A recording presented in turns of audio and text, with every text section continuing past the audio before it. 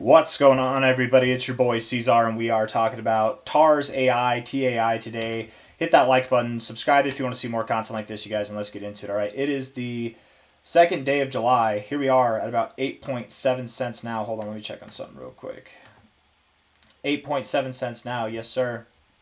Moving up 7.8% on the day, 7 hours, 30 minutes left in the day here. Beautiful. Nice little bullish engulfing candle that we have here.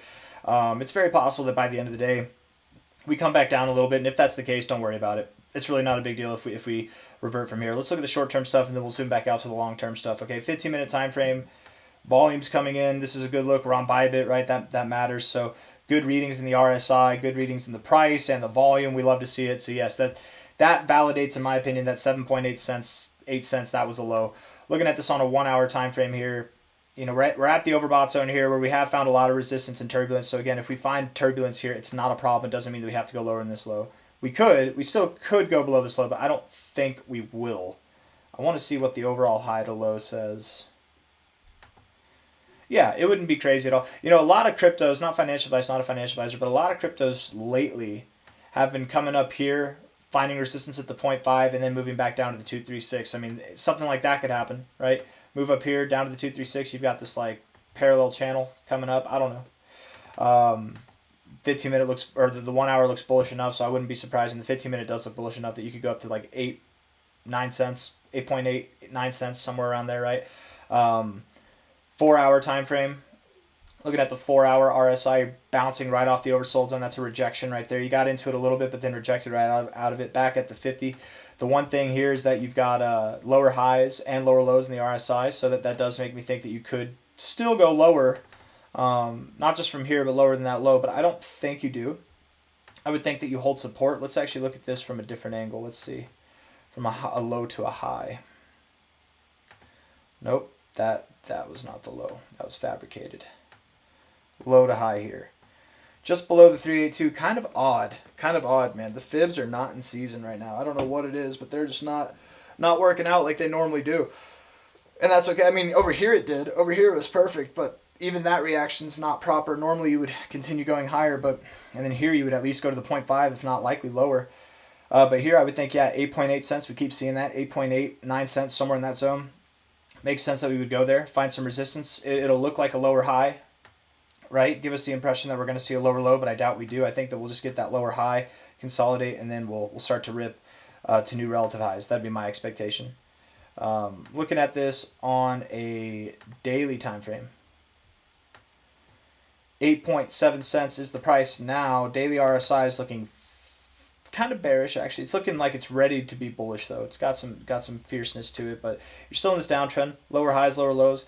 You rejected here, you went down pretty straight immediately. Rejected here, went down pretty straight immediately. Rejected down pretty straight immediately. Here, consolidating like this makes me think different behavior could beget different results, and that's exactly what I'm expecting here. So, it's the 2nd of July right now, and I wouldn't be surprised in the least if by the end of this week and going into the second week of July, if we were back up to 14 cents, 12 cents, somewhere in that range, and then going into the end of the month, breaking out to new targets, new highs that we haven't seen since, earlier in 2025. We take a high to a low here. We get our 786, 886 area. We found resistance at the golden ratio twice. Coming up and finding, breaking through the golden ratio, we'd likely go to the 786, 886 area for resistance there. If we are looking at this from a relative high to a relative low, our extensions would tell us that yes, the 1618 and the 1886-200, you actually just found support on your 1886-200 from like this low to high here, or maybe it was this low to high, I forget which one it was, but you just found support there at your 1886. Maybe you go up here, right there at about 36 to 32 cents, if not at least 25.6 cents. You're at 8.6 cents now. These are all targets that I expect that you achieve by the end of the month. And then going into August, we should be seeing extensions of that, hitting targets that are about $1.13 to $3.27. I'm thinking somewhere right below $2 personally. That's what my thoughts are, just below $2. We're at 8.6 cents now. So bullish things are ahead, you guys. Right? We're in a kind of rather neutral state right now, a very lackluster, boring kind of time. But these boring beginnings have very bullish ends, my friends, and I think that we will see we will see some extraordinary price action in a very short amount of time. Moving down here without volume, coming up with volume, like it looks like we're right about to break out. I think we're just waiting for Bitcoin and the rest of crypto to break out. I mean, hell, we've basically done that right now.